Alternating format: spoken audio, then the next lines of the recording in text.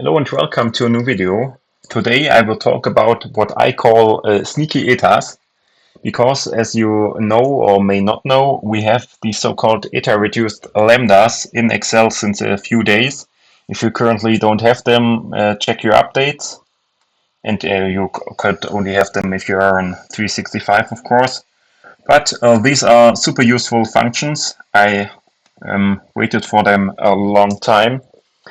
And yeah, so for example, with the BYROW function, it's very obvious. You give them your array, and then if you want to average it, for example, you click there, here, select there, here, average, close the bracket, and you have the average BYROW quite easily. And you can see here, oh, there's an eta I can use here. Super cool, super easy. Also, for example, with group by, if you have here, for example, want to have here the values summed by product category, you can easily select your sum, close all the brackets, and you have here your values by product category, also the totals, but you can deselect them, and so on and so on. Super easy, and you see here, obviously, there's an Eta Lambda in here.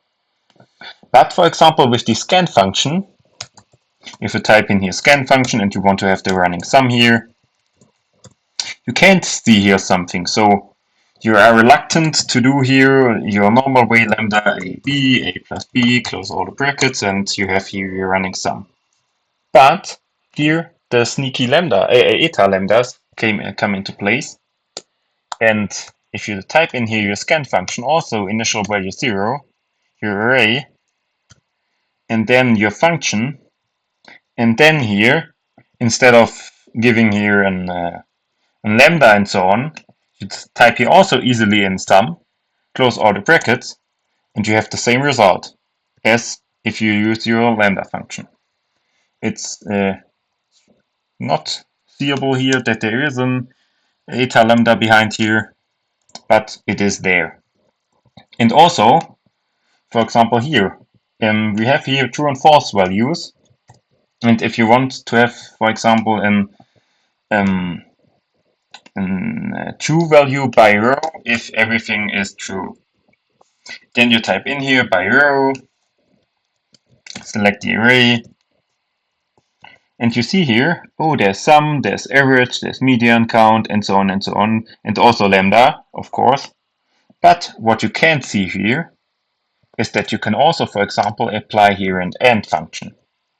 And it magically will work, and only in the rows where you have only true values, you get your value as true, otherwise it's false. Also the same is applicable to OR, for example, also non-selectable here, but you can use it. And you see here where everything is false, you get a false value, otherwise a true value, and so on. So Eta lambdas are sneaky, and I don't know why they aren't selectable everywhere. I also haven't seen a list where you can apply them and which function you can apply where. For example, here with the BYROW function, it's obvious that you can't use something like the small function because you need there a value k, and you cannot overgive there a value k, for example, without a lambda to use, because then you would have here, for example, small a, and then k is 2, for example. This you can do, but you can't do this without this lambda part. But otherwise, for example, for the OR here and the BYROW function, or the sum and the scan function, this will also work, for example, also with product, or not. It will not work with product. I don't know. Yeah. You see here, I'm also confused with the sneaky Eta Lambdas, but I wanted to share this with you, especially the BYROW and the AND and OR. I saw this by Owen Price. This is super sneaky and also super useful. I don't know why they don't have it here as a selectable function. Yeah, doesn't make sense to me, but yeah.